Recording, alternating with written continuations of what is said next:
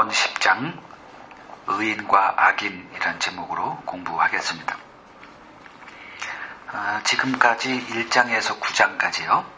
어느 정도 주제에 따른 논리적인 형식으로 이렇게 되어 있는 것을 우리가 이제 보았는데, 이제 10장부터 22장까지는 이런 것과 전혀 다른 그 짧은 경구 형식의 내용들을 사전식으로 이렇게 나열해 놓고 있다는 것을 이제 볼 수가 있습니다. 그래서 이거를 어떻게 강해를 해야 되나? 그래서 많은 사람들이 잠언을 그냥 공부하는 것으로만 하지, 설교할 때 어느 구절을 이제 인용하거나 뭐 요렇게는 사용을 해도 이 강해 설교가 이게 불가능한 그 책이 바로 이 잠언이에요. 오늘 10장은 그 의인과 악인의 삶을 대조해서 이렇게 보여주고 있습니다. 크게 볼 때요. 그 가운데 몇 구절을 뽑아서 주님의 음성을 듣는 시간을 갖고자 합니다. 자, 먼저 3절을 같이 읽고 보겠습니다. 여호와께서 의인의 영혼은 줄이지 않게 하시나 악인의 소욕은 물리치시느니라. 하나님께서 의인의 영혼을 줄이지 않게 하신다. 그러나 악인의 소욕은 물리치신다. 이 문장이 무슨 뜻을 갖고 있나 한번 보겠습니다. 하나님께서 이 땅에 있는 인간들 가운데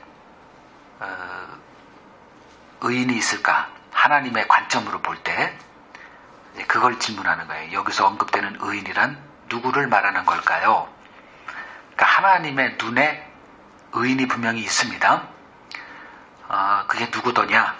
그러니까 에베소서 1장 4절 곧 창세전에 그리스도 안에서 우리를 택하사 우리로 사랑 안에서 그 앞에 거룩하고 흠이 없게 하시려고. 그러면 그리스도 안에서 우리를 택하사 우리로 사랑 안에서, 여기서 사랑은 그리스도 안에서 보여진 하나님의 그 사랑 안에서 그 앞에, 하나님 앞에 거룩하고 흠이 없는 자로 만드시는 하나님의 계획에 대해서 얘기하고 있는 거예요. 그럼 하나님 앞에 의인이 분명히 있죠. 누구냐?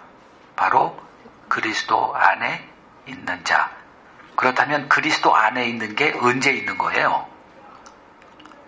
내가 예수를 믿었을 때부터인가요?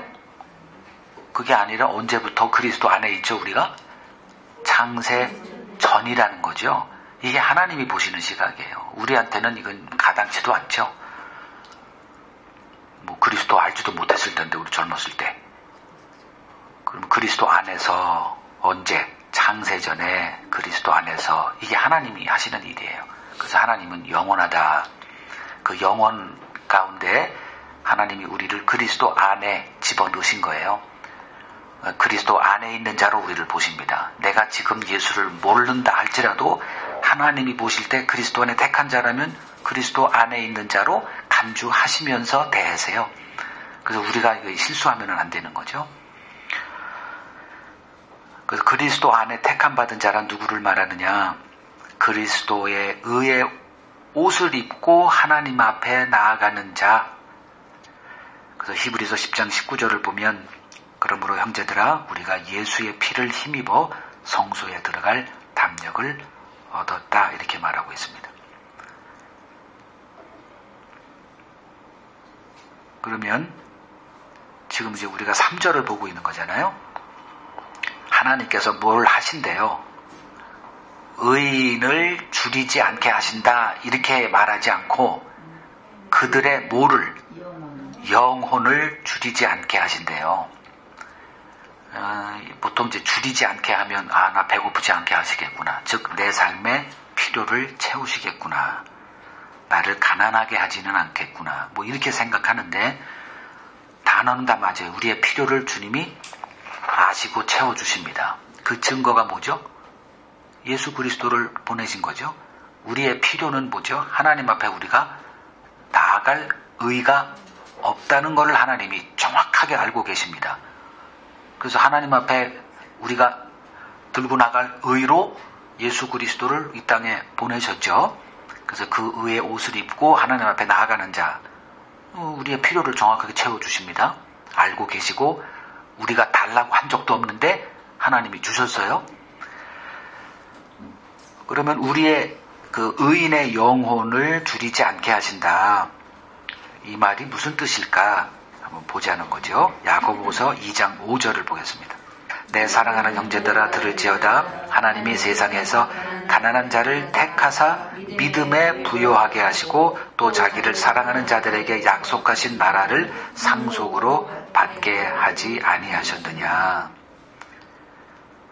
이 세상에서 가난한 자들을 택하사 믿음에 부요하게. 자, 여기서 이제 가난한 자 그러면 그냥 우리가 아는 그 돈이 없고 돈이 있고 이런 개념이 아니라 뭐 가난한 자 가운데 이렇게 택했다면 저기 뭐 그 아시아 지방이나 뭐 아프리카에서 가난한 자들이 얼마나 많습니까? 근데 그들을 다 택해야 되는데 그렇게 해석할 수는 없고요. 하나님의 택함의 그 기준이 보시는 게 뭐냐, 어디서 그 택하시더냐, 가난한 자들이라는 거예요. 가난한 자. 그러니까 뭐가 가난한 거죠? 예를 들면 심령이 가난한 자, 뭐 이렇게 이제 우리가 보면 되겠죠. 없어요. 그러니까 없으니까 채워주는 거죠. 그러니까 없다는 걸 보여줘요. 그러니까 뭐가 없어요? 하나님의 의가 없어요. 하나님 앞에 나아갈 수 있는 그게 없어요. 이게 인간의 가장 기본적인 본질적인 문제죠. 그래서 뭐에 부여하게 하신다? 믿음에 부여하게 하신다. 이제 믿음에 부여하다 이 말이 무슨 뜻일까? 한번 좀 보죠. 믿음에 부여하다. 믿음에 부자가 되게 하신다 이 소리예요. 우리가 바라는 거는 물질적으로 좀 부자가 됐으면 좋겠는데 그거에 주님이 관심 없고 우리의 영혼을 줄이지 않게 하신다. 즉 믿음의 부자 되게 하신다. 그럼 믿음의 부자 된다는 게 무슨 어떻게 보면 되죠?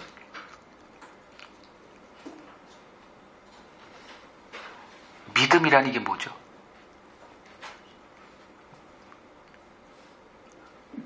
눈에 보이는 게 아니라 눈에 보이지 않는 것을 바라보게 하는 거, 이게 믿음이잖아요. 그러면 눈에 보이지 않는 어떤 거를 하나님이 우리에게 주시는데 이 믿음 없이는 그게 보이지도 않으니까 들리지도 않고 그 길 갈 수도 없죠. 근데 하나님이 우리에게 믿음에 부요한 믿음의 부자 되게 하셔서 뭘 바라봐요? 하나님의 약속을 바라보게 해요. 예수 믿으면 그 예수의 의로 하나님과 화목하게 한다. 뭐 이런 말이 현실로 다가오게 돼요. 그래서 그 좁은 길을 가게 만듭니다. 이게 믿음의 부자들의 모습이에요. 하나님께서 우리에게 약속하신 게 이런 겁니다.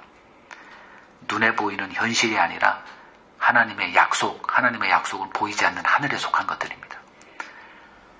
그래서 우리가 가는 길이 지금 이 땅에 보이는 것을 따라가느냐, 보이지 않는 하나님의 약속에 그 보이지 않는 세계를 바라보고 거기를 가고 있느냐, 이걸 보면 내가 지금 믿음이 주어진 자인지 아닌지를 확인할 수 있는 거죠. 자, 그 다음 악인의 소욕은 물리치신다 이렇게 말씀을 하세요. 네. 그러니까 의인의 영혼을 줄이지 않게 하시고 악인의 소욕은 물리치신다 지금 이렇게 말하고 있어요. 그럼 악인의 소욕을 물리친다. 의인과 악인이 우리 안에 다 있죠. 즉 우리의 무엇을 물리치신다 그런 뜻이거든요. 자, 갈라디아서 5장 17절을 보죠. 육체의 소욕은 성령을 거스르고 성령은 육체를 거스르나니 이 둘이 서로 대적하므로 너희가 원하는 것을 하지 못하게 하려 함이니라. 자, 육체의 소욕이 있어요. 없는 게 아니죠. 그리스도인은 뭐 늘 성령 안에 있기 때문에 영을 쫓아 사는 것만 있습니다. 이거 거짓말이에요. 그렇다면 이런 말을 할 이유가 없죠. 그리스도인을 두고 하는 말입니다. 성령 받은 사람. 그러니까 육체의 소욕은 성령을 거스르는 게 자연스러운 거라 이렇게 얘기를 해요. 그 다음에 성령은 육체를 거스른대요. 그러니까 육의 생각과 영의 생각은 서로 적대적입니다. 왼쪽 하면 이건 오른쪽 하고 오른쪽 하면 이건 왼쪽 하고 뭐 이렇게 항상 적대적이에요. 서로 싸워요. 그래서 이 둘이 서로 대적함으로 싸움으로 너희가 원하는 것을 하지 못하게 한다. 누가? 성령이 우리 안에서 이 싸움을 싸우고 있다는 거예요. 이걸 우리는 모르죠. 하나님이 성경을 통해서 알려주니까 이런 일이 우리에게 벌어지는구나. 그러니까 내 안에 예수를 팔고자 하는 마음 누가 심어줬다? 사탄이 심어줬대요. 가룟 유다에게.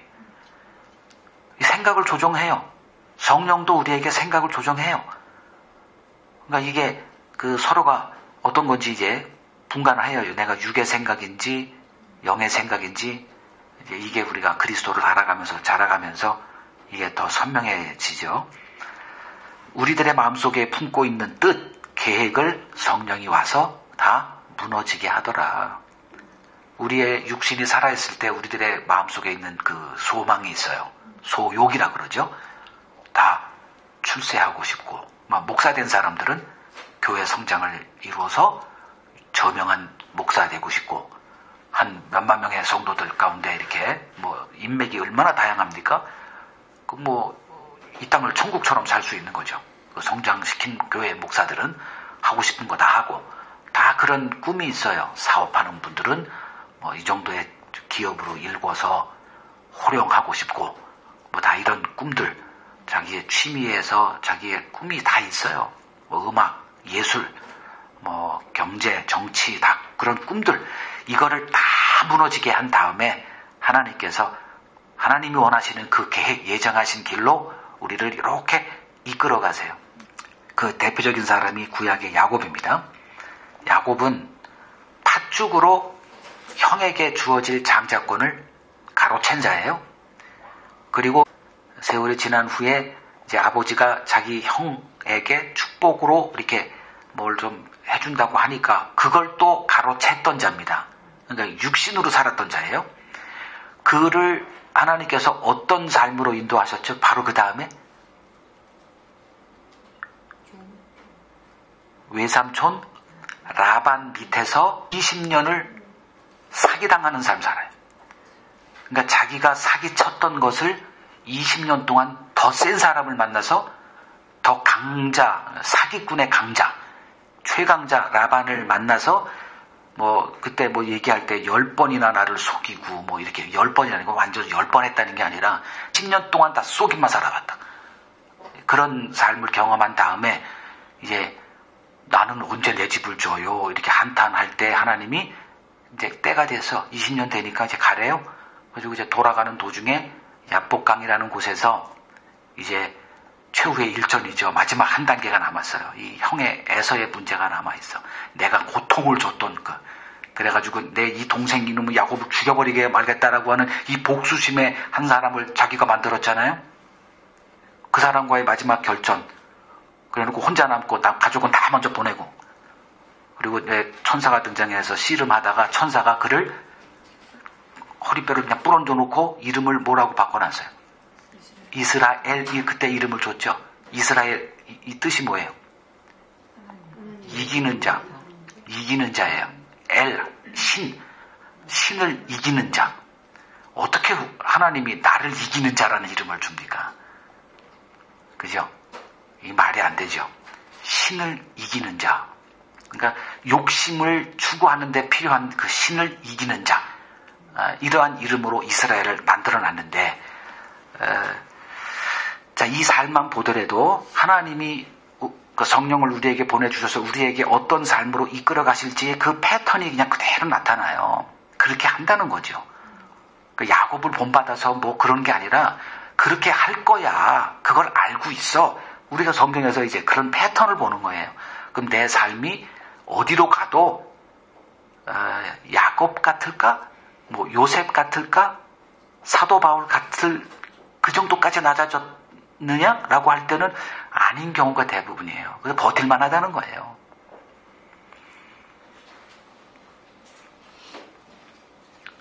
그리고 이제 그 이후에 그의 변화된 모습을 한번 성경이 아주 그냥 크게 이렇게 보여주는 게, 요셉이 애굽으로 가서 요셉이 두 아들을 데리고 축복 기도를 받고자 할 때 야곱이 어떻게 기도했어요? 손을 뭐 이렇게 해야 되는데 이렇게 하니까 아니 장자한테 왼손을 놓는 건 이건 아니요. 근데 이렇게 해놓은 거예요. 그래서 손을 이렇게 아버지가 노망이 들었나 보다 해가지고 요셉이 이렇게 가지런히 했더니 요셉아 내가 알아. 이 한마디 나도 알아. 그러니까 네 생각 나도 알아. 즉 나도 그랬어. 그래놓고 요렇게. 이게 무슨 뜻이에요? 우리 인생이 이 세상 질서를 대고 되는 게 아니더라. 먼저 태어났다고 장자가 아니더라. 내 인생의 길을 예정하시고 나를 글로 인도하시는 분이 있었더라. 너도 그 후손이야. 그거로 알려주는 거예요. 그러니까 축복을 해줬다고 해서 이제 야곱도 축복하고 축복이고 또 그 12자손 또 축복해주죠. 모세도 또 축복하는 내용 나오죠. 그러니까 성경에 이렇게 보다가 목사들이 이제 무슨 정월이나 할 때 이렇게 축복기도 해주잖아요. 그거 다 이제 문자에 빠져 있는 그 모습이거든요. 그럼 성도들은 거기서 제외되면 그 못 살아요. 이렇게 참여해야 돼요. 어찌됐든 힘든 좋든. 그리고 봉투 내밀고 이렇게 전 가족이 밤새워서 정말 그 축복기도 빠지면 안 되는 거예요. 그게 누가 하면 다 해야 돼요. 그거 하라는 게 아니죠. 축복기도라는 게 뭐예요? 뭘 가르쳐 주는 거예요? 너희들의 인생을 지도하고 주관하는 분이 따로 있다라는 것을 알려주기 위해서. 근데 거기서 뭐 이게 뭐 잘 되고 사업이 잘 되고 이렇게 봉투에 있는 거대로 기도해 주세요. 우리 남편이 뭐 이제 수술하는데 그 수술 잘 되게 하시고.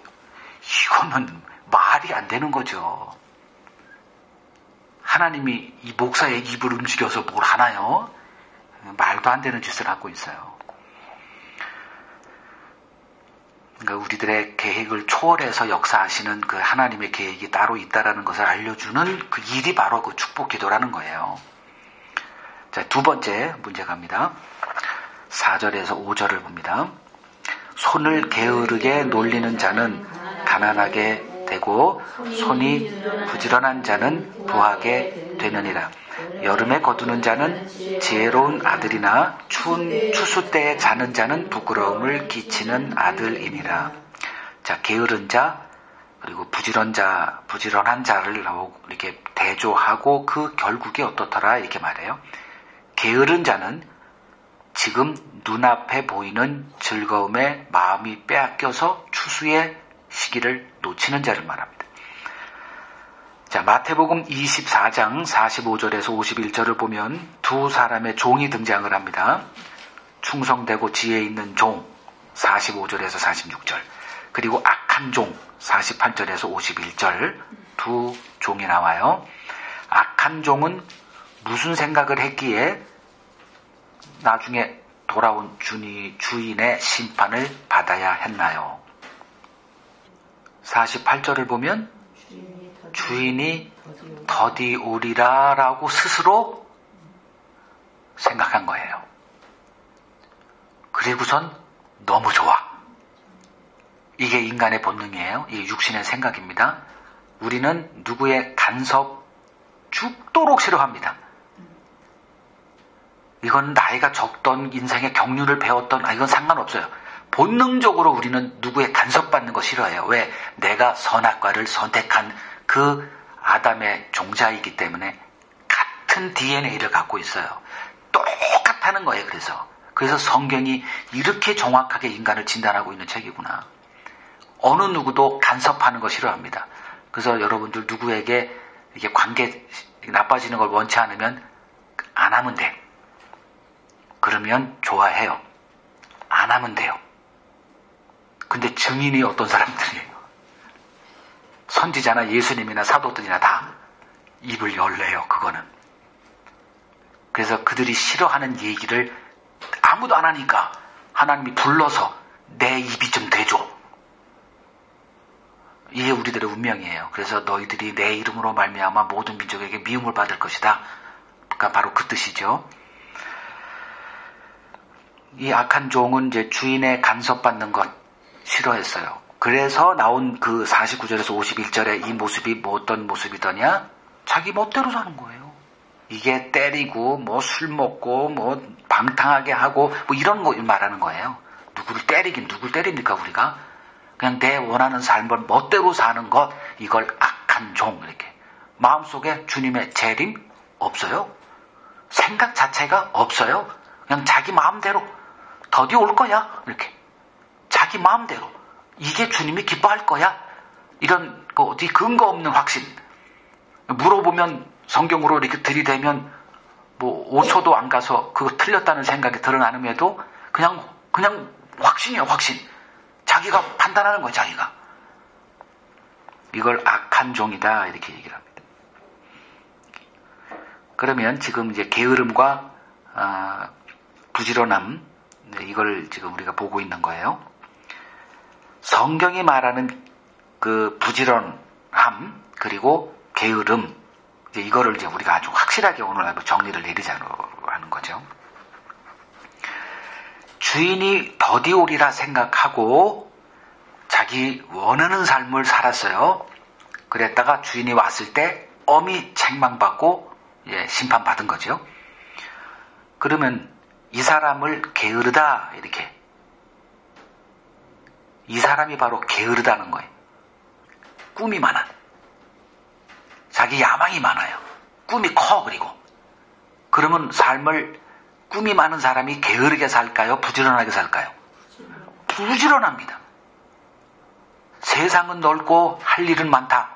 김우중 씨 얼마나 부지런했습니까? 4시간 이상 앉아요. 잘 수가 없어요. 꿈이 있어가지고 이게 엔돌핀이고 뭐가 쏟아요. 정말 괴력이 나타납니다. 어떻게 저렇게 열심을 내고 살지? 와, 부럽다. 이 정도의 그게 나타나요. 이걸 이제 부지런하다 이렇게 얘기를 해요. 이게 같이 나옵니다. 열심과 부지런함, 꿈, 욕심, 이게 다 같은 것들이에요. 근데 하나님이 볼 때는 어떤 삶이에요? 하나님에게 아무것도 없어. 그냥 빈둥빈둥 노는 거, 이걸 탐자 같다 이렇게 얘기하는 거예요. 그러면 성경이 말하는 부지런한 자는 어떤 사람? 성경이 말하는 게으른 자는 어떤 사람? 자기 의를 추구하는 사람을, 우리들의 눈에 보일 때는 부지런하고 열심을 내지만 하나님 볼 때는 게으른 자입니다. 그럼 하나님께 부지런한 자는 누구냐? 인간의 열심을 내려놓고 하나님의 의 옷을 입고 있는 자. 이 사람이 부지런한 자예요. 그 대표적인 구절 하나만 거기다 옆에다 적어 놓으세요. 누가복음 12장 21절. 누가복음 12장 21절. 그 어떤 부자가 있었죠. 농사를 했는데 너무 잘 돼요. 그래가지고 창고를 쌓고 그리고 또 어떤 계획을 또 어디 가서 또 다른데 이렇게 브랜치를 열고 중국에 가서 또 하나 건설하고 이번에 미국도 건설하고 전 세계에 그냥 내 원하는 회사 다 이렇게 자회사 만들어 놓고 이런 꿈을 꾸고 있는 그에게 아이고 이 어리석은 자야. 그리고 21절에 뭐라고 그러냐면 자기를 위하여 재물을 쌓아두고 하나님께 대하여 부요하지 못한 자가 이와 같다. 오늘 밤 내 영혼을 내가 찾으리니 네가 쌓아놓은 것이 누구에게 가겠니? 그러니까 이 땅에 보화를 쌓아놨죠. 부지런해야 돼요. 기본적으로. 이 부자가 게으르다 아무도 얘기를 못해요. 게을러서 이렇게 성공 못해요. 엄청나게 부지런했을 겁니다. 사람들의 표상이 됐고 사람들의 본이 됐어요. 연구 대상 하는 어떤 그런 거죠. 대부분 출세한 사람이 다 책 하나 나오고 그 사람의 성공 비결 배우는 거죠. 그 사람의 부지런함 배우고 그 사람의 지혜를 배우고 다. 근데 하나님의 관점에서는 게을러 터진 자입니다. 세 번째 질문으로 가요. 19절 한번 보세요. 여러분 이렇게 거기 뭐 여러 가지가 있는 것 중에 19절 같이 읽죠. 말이 많으면 허물을 면하기 어려우나 그 입술을 제어하는 자는 지혜가 있느니라. 이 말을 딱 읽었을 때 뭐 하라는 것 같아요?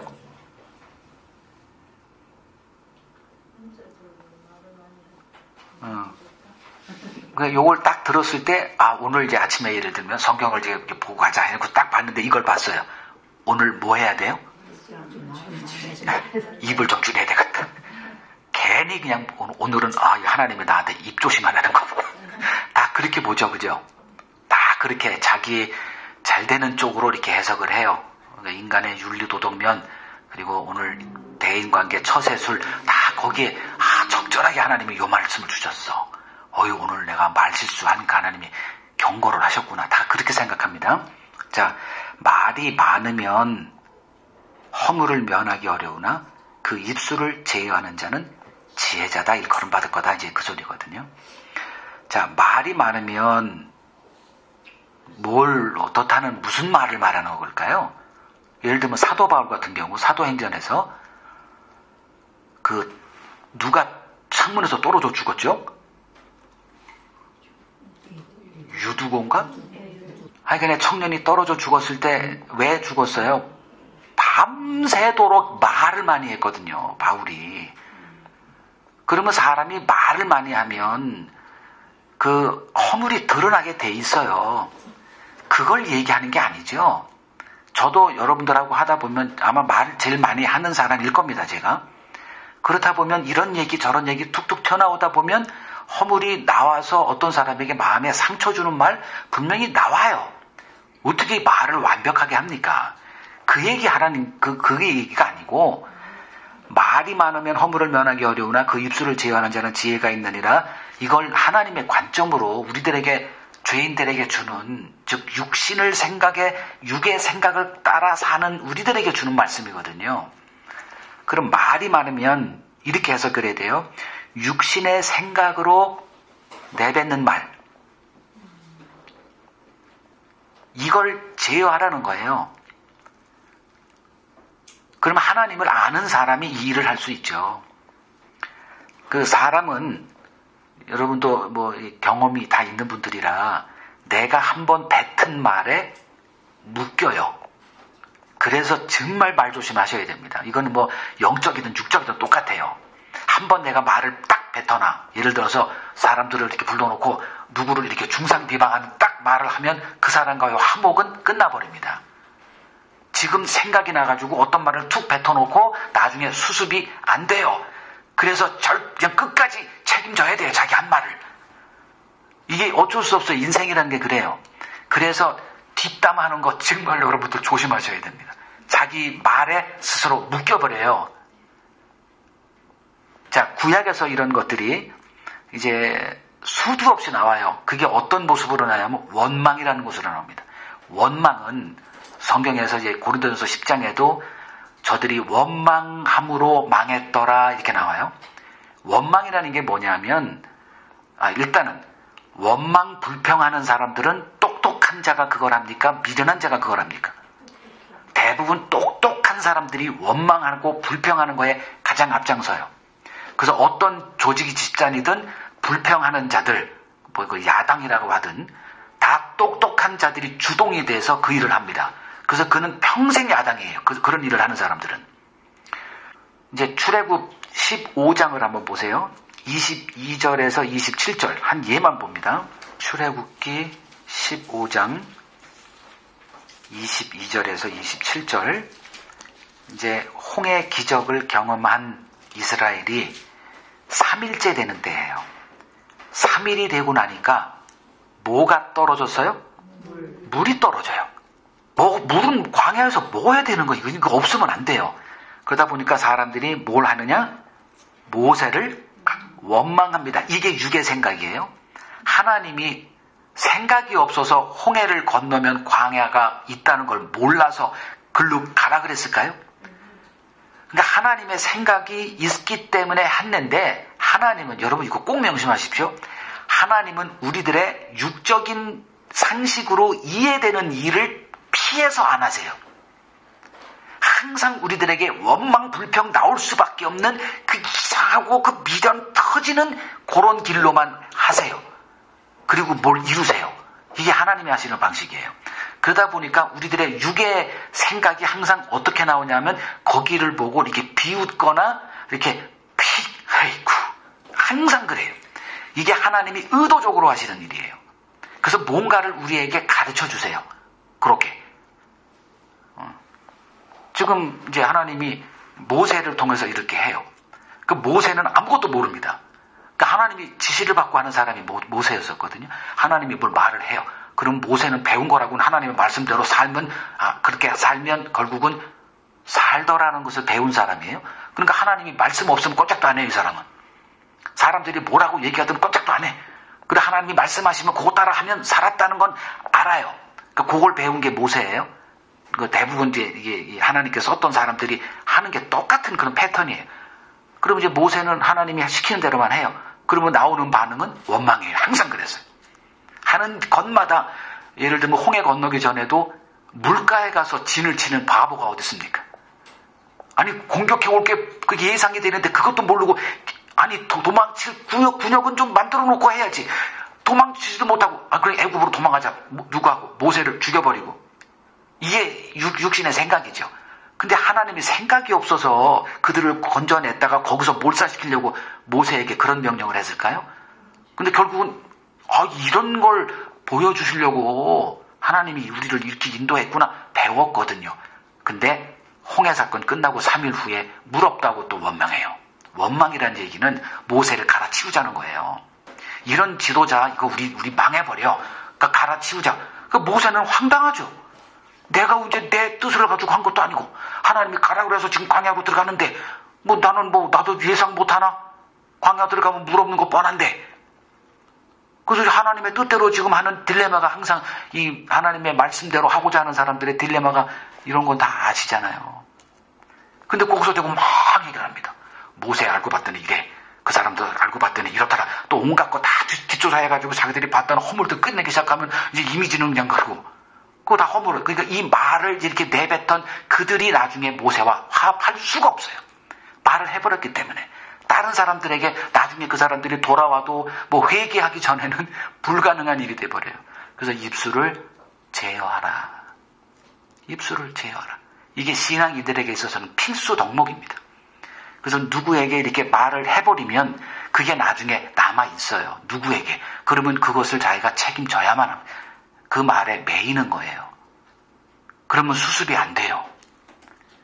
그래서 여러분들도 이렇게 성도끼리 이렇게 교제하거나 아니면 어떤 이렇게 될 때 남에 대해서 얘기했던 그런 것들이 결국은 자기 발목을 잡더라고요. 이건 정말 조심하셔야 됩니다. 모세가 얼마나 많은 흉이 있어요. 그러니까 그런 것들을 다 꺼집어내서 이렇게 해버리면 나중에 그게 수습이 안 돼요. 그래서 닫아야 됩니다. 그 여호수아도 나중에 이제 보게 되겠지만 여리고성을 돌 때 희한한 전략을 주잖아요, 하나님이. 그때 딱 하나 했던 명령이 뭐예요? 이 성이 무너지기 전까지 입을 다물어. 입을 여는 순간에 여는 자는 열게 되어 있거든요. 뭐 하는 거야, 지금? 이 한마디가. 그럼 옆에 있는 사람, 그렇지, 나도 똑같은 생각했어. 그러면서 이게 오염이 돼가지고, 에이, 하지 마. 그러면 이제 물거품이 되는 거예요. 침묵해라. 아무도 입 열지 못하게 했습니다. 그러니까 결국은 이 바보 같은 짓 하는 동안에 온갖 불만과 원망 도대체 이랬던 사람들이 늘 봐요. 홍해가 갈라지고 물이 없는 광야에서 물이 바위에서 튀어나오고 이렇게 하나님을 알게 하세요. 모세는 바보의 원흉입니다. 하는 집마다 바보 소리 듣고 멍청이 소리 듣고 그랬던 그들이 다 멸망의 길로 갔던 것들. 그 육의 생각은 똑똑한 사람들이라는 겁니다. 똑똑하지 않고는 불평불만 하질 못해요. 그래서 내가 지금 육신의 이 생각을 입을 통해서 하는데 이거 잡아놔야 돼요. 나중에 이게 뒷수습이 안 됩니다. 자기가 발목이 잡혀요. 그래서 모세는 이제 어떻게 합니까? 사람들이 덤벼들고 그냥 자기를 또 죽이고자 돌 들고 오는데 어떻게 해요? 하나님께 매달리죠. 같은 패턴이에요. 그때 하나님이 이거 해. 나무를 그 못 먹는 그 물에다가 연못인가 거기다 던져. 그럼 이게 도대체 인간이 생각할 수 있는 방법이에요. 이렇게 또 하나님께서 이를 또 이렇게 문을 여시고 길을 여시고 이렇게 요게 모세의 삶이었어요. 25절을 보세요. 거기서 출애굽기 15장 25절 끝에 보면 거기서 여호와께서 그들을 위하여 법도와 율례를 정하시고 그들을 뭐 할 때? 시험하는 거예요. 자, 하나님이 왜 그렇게 바보 같은 일들을, 그러니까 하나님이 내가 이걸 모세에게 지시해서 모세가 하면 사람들이 반발할 거 다 아세요. 인간의 지혜를 주신 분이 하나님인데 모르겠어요? 근데 이렇게 항상 모세가 이렇게 멍청한 짓을 하게, 그런 것만 하게 해요. 그래서 신약에서도 보면 전도에 미련한 것, 즉 세상 사람들의 이해되지 않는 그러한 복음의 내용을 담아서 전파해서 이렇게 하라고 하는 것도 똑같은 내용들이죠. 팔릴 수 없는 상품을 주고 팔라고 하는 게 전도예요. 그러면 지금 하나님이 하시는 이 일을 이렇게 모세는 전달할 수밖에 없어요. 광야를 가래요. 그러면 그냥 가는 거예요. 그러면 이제 원망이 쏟아지죠. 그래서 하는 게 뭐예요? 하나님이 시험하는 거예요. 뭘 시험을 해요? 시험은 연단하는 겁니다. 그들을 뭘 연단하는 거예요? 그들의 믿음, 즉 하나님의 말씀대로 하면 되더라. 이 믿음의 사람들로 만들어가는 그 시험을 계속 광야에서 한 거예요. 이걸 통과했더라면 가나안 가데스에서 들어가죠. 근데 그걸 몰라요. 자기들의 생각만 앞세운 거예요. 그래서 그 정탐꾼 갔다가 완 그 사람들의 논리적인 말에 다 넘어갔잖아요. 똑똑한 사람을 뽑아서 대표로 해가지고 내보내지 멍청한 사람 보내겠습니까? 논리적으로 지혜로운 사람들 뽑아가지고 한번 그것도 네 말이면 내가 믿어. 뭐 이런 사람들. 그리고 돌아와서 하는 얘기 들어보니 안 돼. 그래서 모세를 죽이고 하려고 할 때 하나님이 그들을 다 죽여버렸습니다. 그래서 입술을 말이 많으면 허물을 면하기 어려우나 입을 제어하는 자는 지혜롭다. 이 말 여러분들이 꼭 명심하시기 바랍니다. 그 다음에 마지막 봅니다. 12절 읽겠습니다. 미움은 다툼을 일으켜도 사랑은 모든 허물을 가리느니라. 의인은 어떤 사람이냐? 허물을 가리는 자가 의인이래요. 악인은 남의 허물을 들춰내서 뭘 일으켜? 다툼을 일으키는 사람이에요. 우리는 그리스도의 몸으로 하나로 이렇게 부름받은 자들이에요. 명심해야 될 게 뭐냐? 지혜로워야 돼요, 정말. 주님의 지혜를 배워야 됩니다. 여기서 내가 더 나은 자가 되고자 이렇게 하는 사람이 있어요. 이게 주동자가 되려고 하죠. 누가 주동자가 되느냐? 일단은 지분이 많은 사람이에요. 내가 여기서 한 게 많아요. 이게 자기 행위의 어떤 그 것에 대한 보상을 받고자 하는 게 항상 있어요. 그런 사람들이 이제 어떻게 하느냐 하면 이제 이런 것들을 이게 육신의 생각들이죠. 우리나라 정치판에 항상 있는 거예요. 미국 정치판도 똑같고 지금 트럼프 대통령도 어떻게 미국에서 지금 그 야당에서 벼르고 있는 거죠. 당장 이거 뭐 탄핵 그거 해봤자 뭐 하원 뭐 상원 뭐 이거 돼가지고 이게 숫자가 안 되니까 가만히 있지만 자기들이 판단해서 된다 판단하면 즉각 공격 들어갈 겁니다.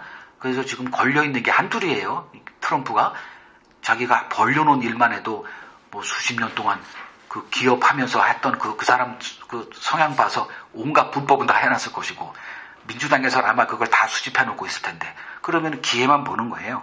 허물을 들춰낼 기회만 이렇게. 이게 이 세상 지혜거든요. 승리하려면 상대방의 그런 비밀 하나쯤은 갖고 있으면 승리하더라고요. 그런 것처럼 교회에도 그런 육신의 생각을 가지고 자기 주도권을 잡으려고 하는 사람은 언제나 존재해요.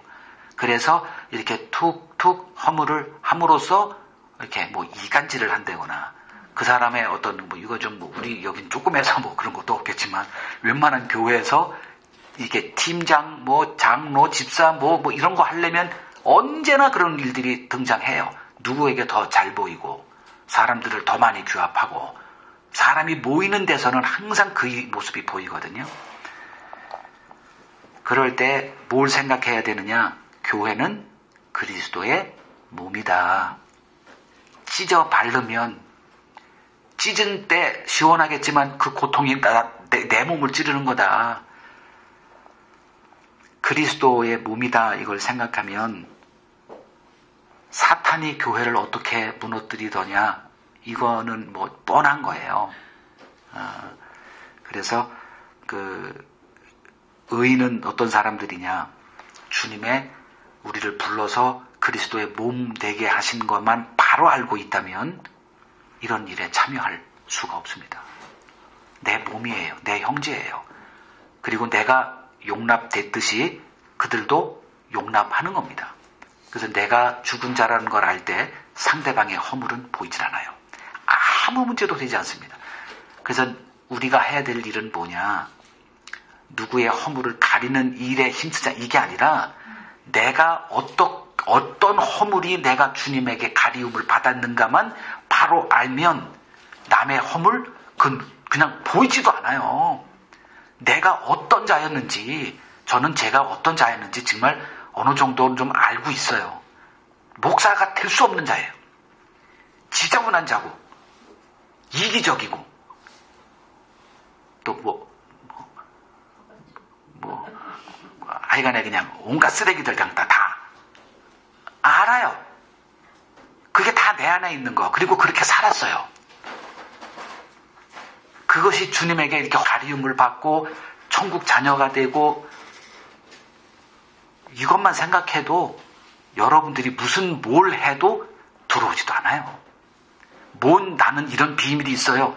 그거 꺼내지 않아도 그거 드러나도 그 대수도 아니에요. 교회는 그런 곳이라는 거예요. 어떤 게 드러나도 다 가리울 수가 있는 그러한 자들로 주님이 부른 거예요. 그래서 교회가 어떤 곳이다를 바로 안다면 이런 구절들은 이런 뜻이구나 이해가 되고 주님이 의도하신 그 하나 되는 그런 교회로 우리가 세워져 갈 수 있습니다.